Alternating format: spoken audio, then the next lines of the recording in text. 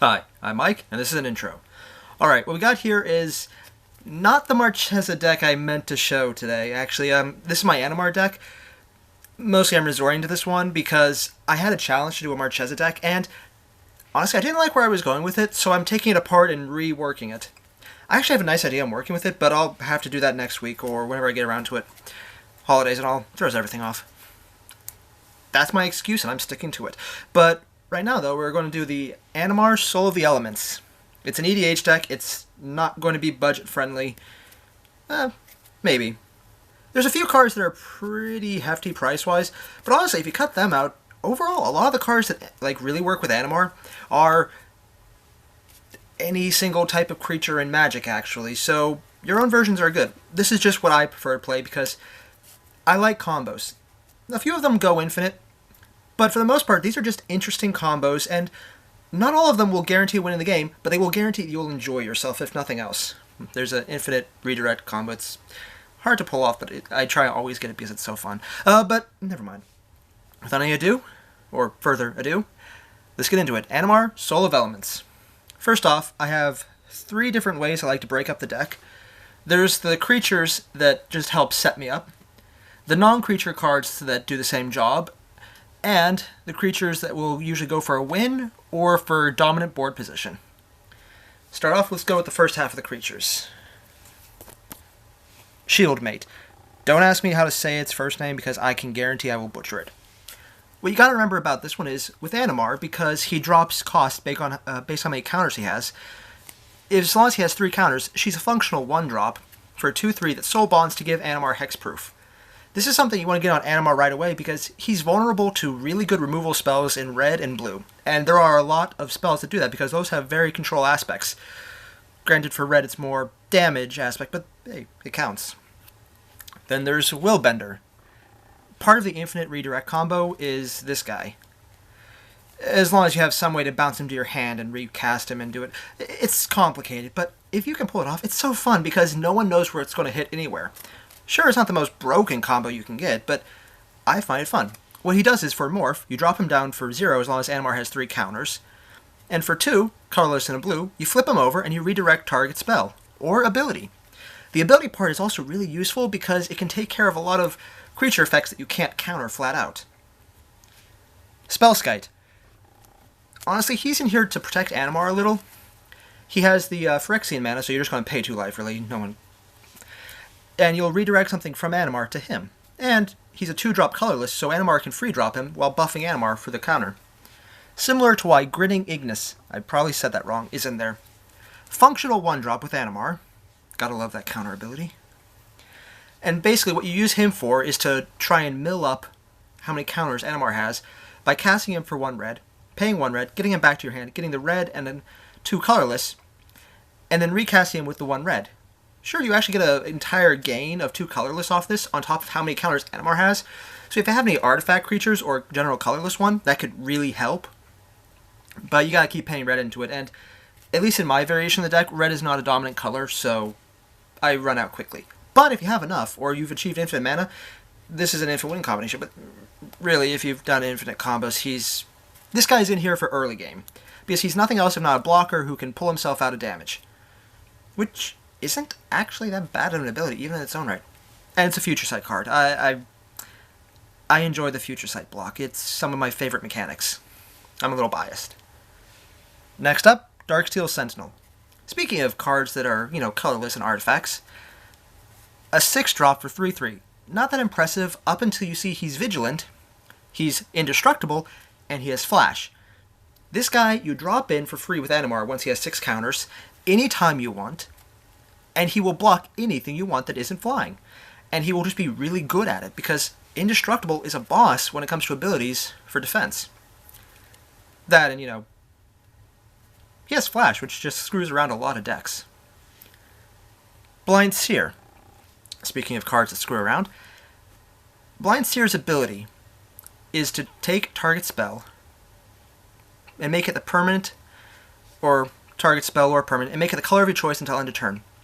It doesn't require tap, so some extent doesn't really matter.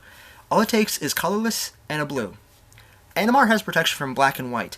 Anything that gets around that you can just fix because it won't be an issue anymore. I just realized there's a bit of a glare on the cards. I have no idea why. Huh, weird.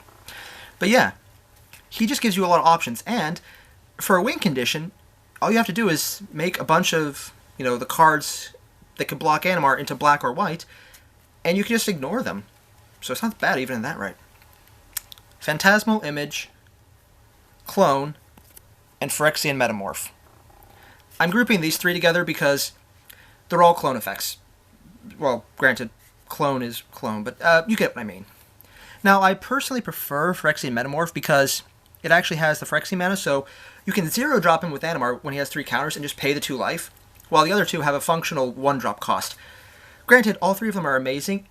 Any clone effect with Animar is amazing, because you can either take what you want from your enemy's field and make a copy of it, or maybe make a copy of something on your field that you want more value out of. It always works well. Granted, clones were a little more scary back before the legend rule changed, so there can only be 1 on the board. But now that you can have more on the board, as long as they're on your field, they're a little less scary, but they're still incredibly versatile when you want to have a copy of your opponent's general, because their ability to copy is not targeting. So you can have a copy of Progenitus if someone else has it out, which isn't something to shake a stick at. Although I'm not sure why you would shake a stick at it, because that's a really, really bad metaphor, actually, now I think about it. But yeah. Next up, though, Sakura Tribe Elder, Burnished Heart, and Solemn Simulacrum. Another group I like to group together, because I also like redundancy, apparently. They all contribute to improving your mana base, and at least in 2 of the counts, they also buff up Animar with almost no cost if you have enough counters. Now, Burnished Heart I'm a little less thrilled with than the other 2, because you have to pay 3 into it for the 2 extra lands. But on the other hand, where the first 2, well actually, first and third actually, Sakura Tribe Elder and Solemn Simulacrum will give you the land, and you don't have to pay anything into it. One just has to hit the field, the other you just have to sack. They will only give you 1, where Burnished Heart will just fix any mana problems you have. If you're stuck to 1 type of mana, Burnished Heart will fix that, and you're probably going to be set for the rest of the game, because you don't need too much of a mana base. It helps, but you don't need it, as long as you have a little of everything. Sakura Tribe and Simulacrum can help a little, but they won't perfectly fix it. Huh, weird, I have a glare again.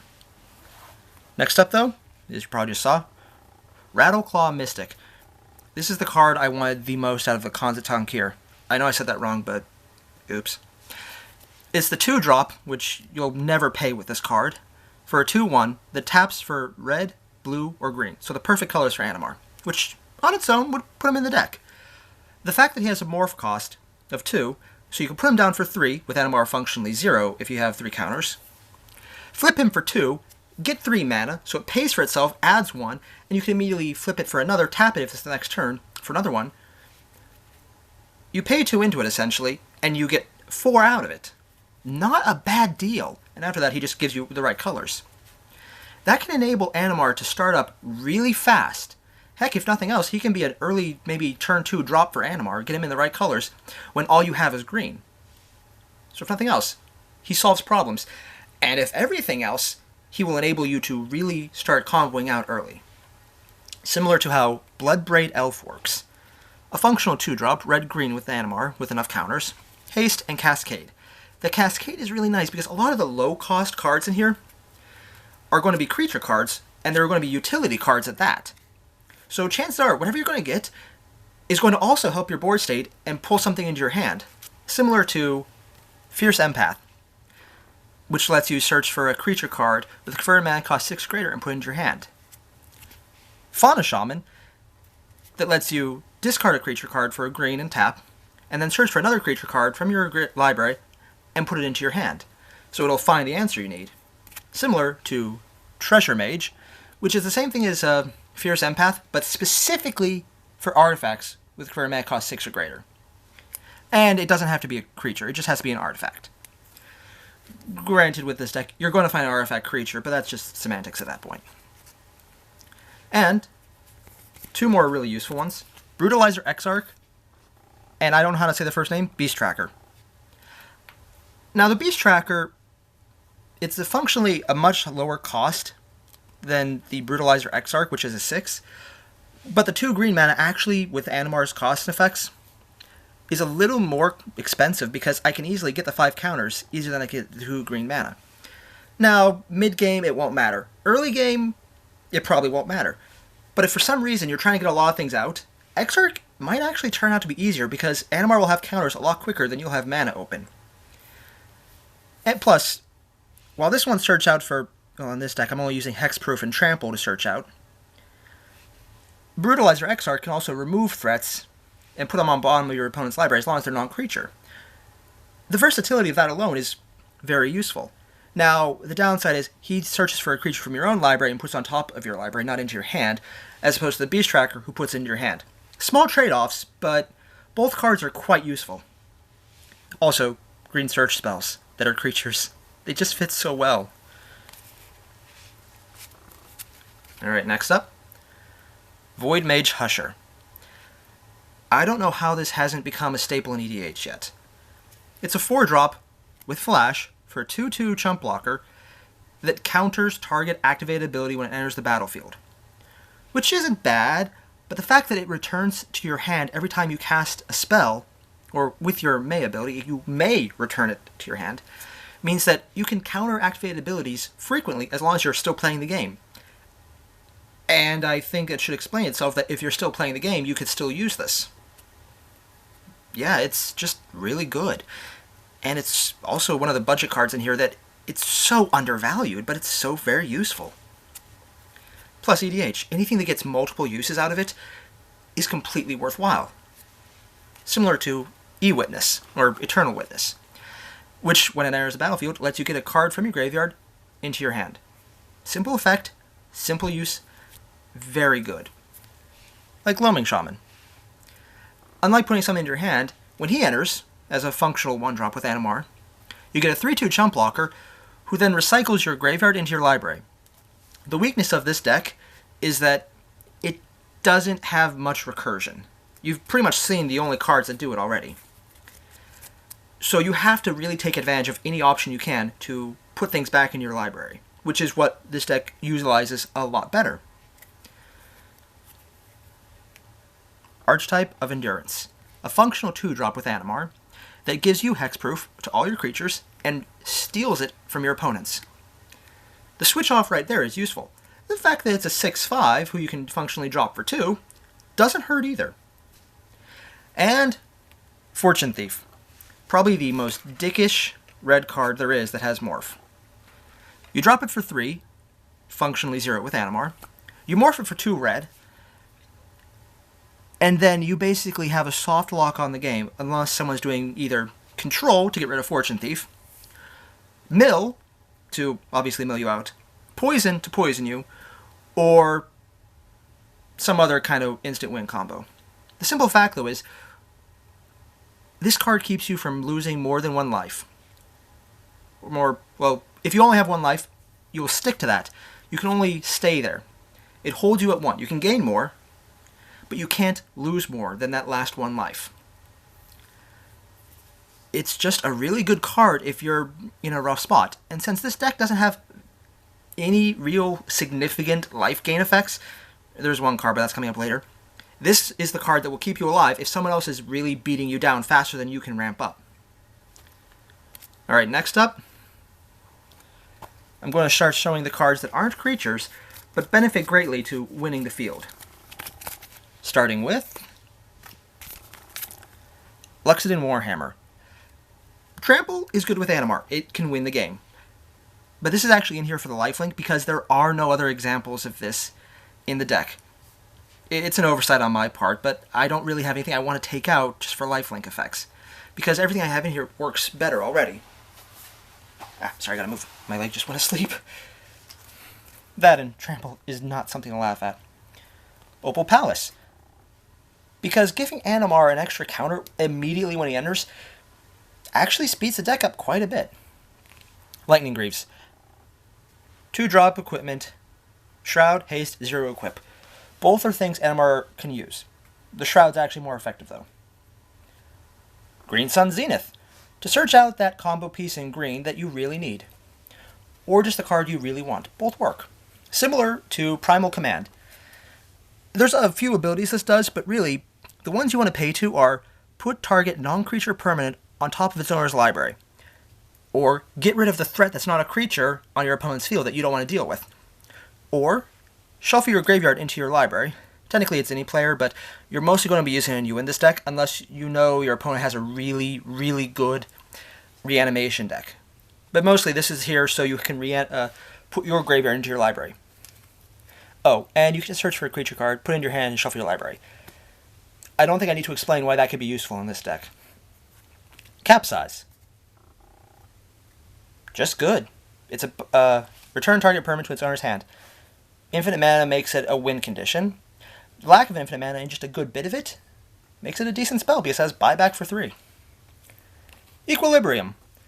Spells cast +1 equals return target creature to its owner's hand. There's a lot of ways to combo out with this in Animar by returning your own creatures, or just to give you a little board presence, removing creatures from your opponents every time you cast something. The 1-to-1 switch in your favor is really nice. Future Sight. Play with the top card of your library revealed. You may play the top card of your library. I'm actually looking for Magus of the Future for this deck, but in the meantime, Future Sight's going to do, and it does great, because it lets you just keep playing your library if you're lacking in a hand. Lurking Predators. Yeah, it's just...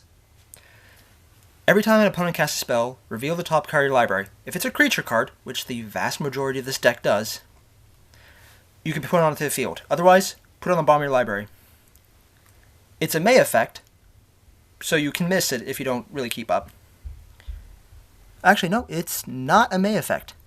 You may put it on your library, but you have to reveal it. But there's so many creatures, you're going to almost always get something interesting.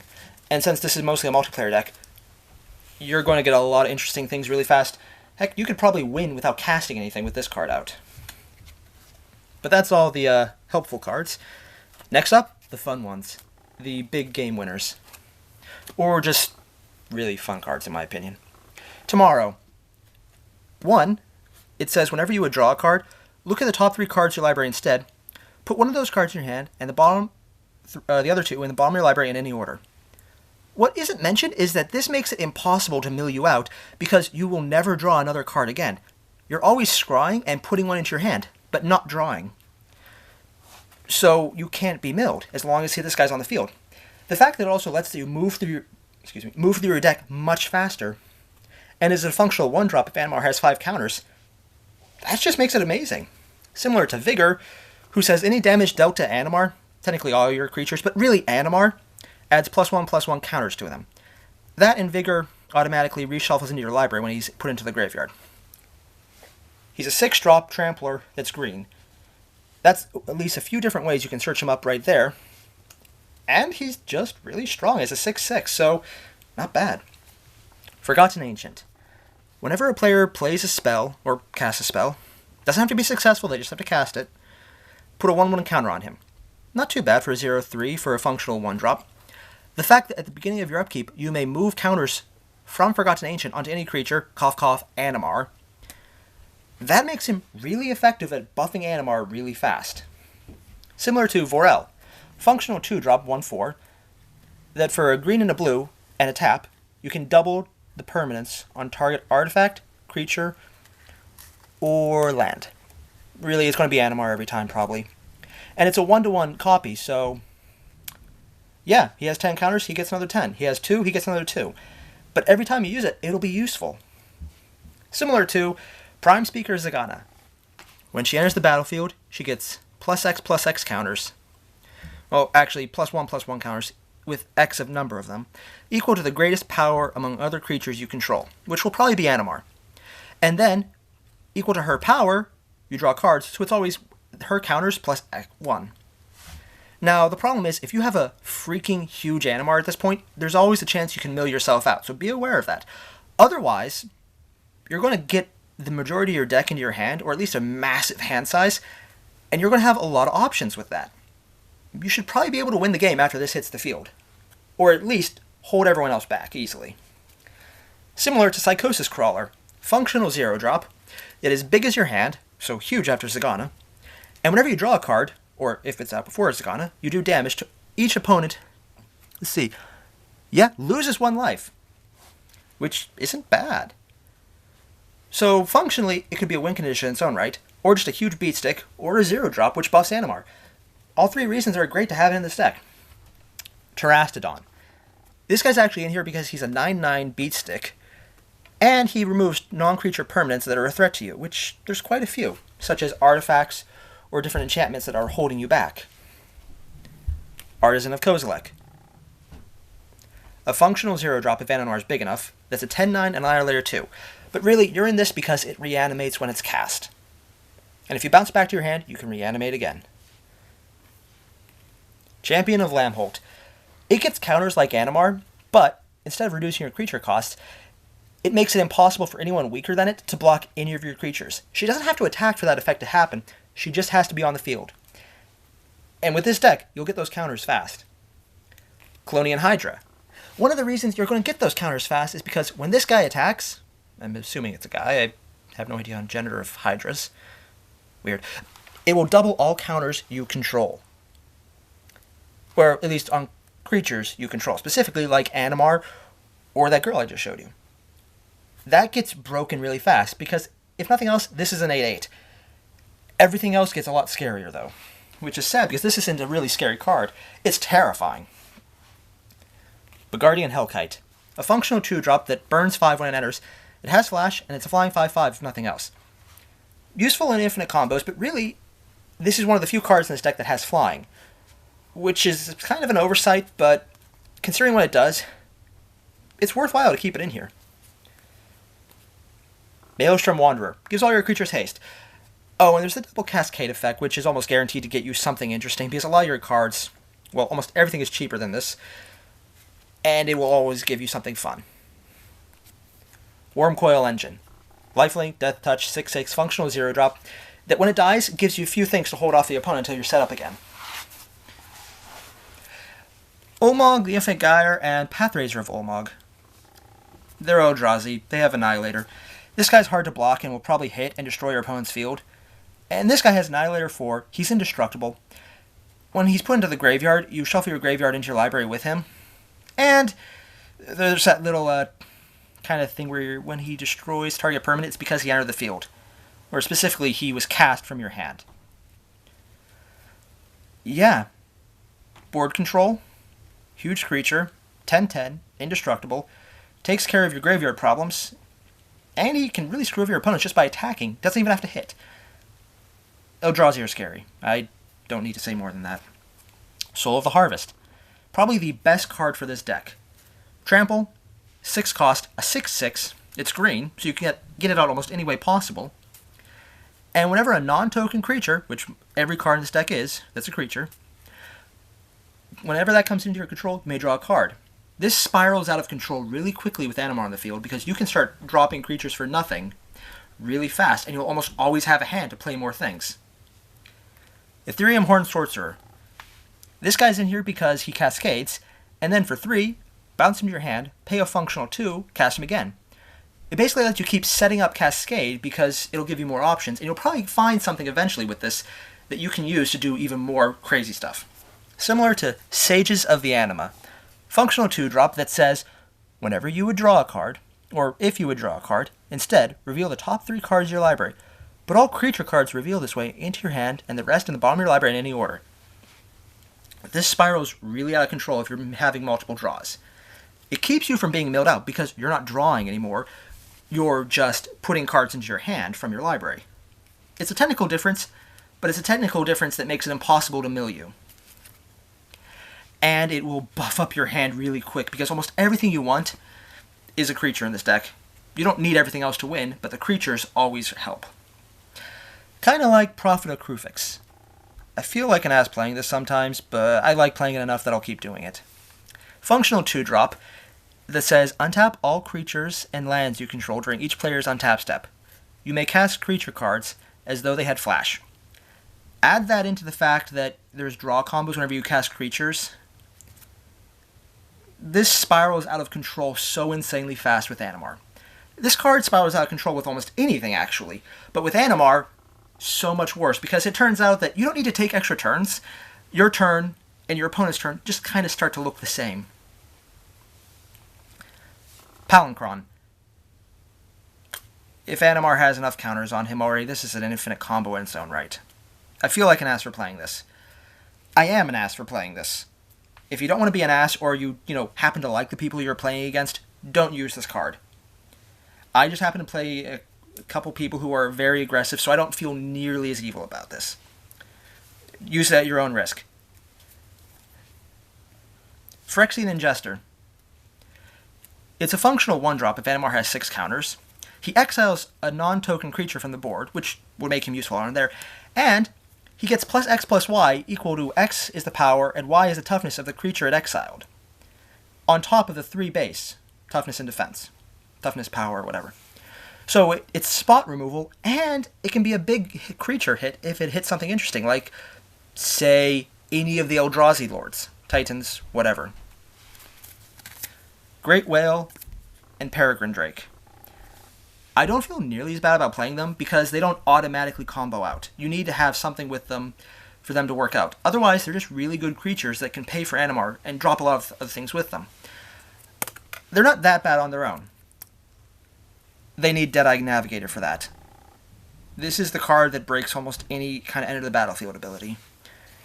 If you have anything that untaps mana, like those 3 cards I showed you, it will go infinite and becomes infinite combos. Again, use this at your own risk because you will piss off everyone at the board, everyone at the field, everyone in the place where you play. It will destroy your metagame because they will know to kill you right away. That usually becomes the official metagame, is destroy the Animar player who's doing Deadeye Navigator. And they will be completely right because this card is scary.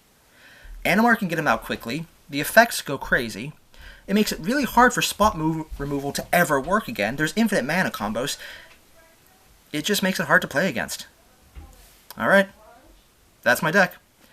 Hope you enjoy it. If you liked it, leave a like, subscribe to the channel, and normally this is what I say, if you have a card you want me to make a deck around, tell me, but I'm actually working on the Matreza deck right now. I'll have that up later, so later.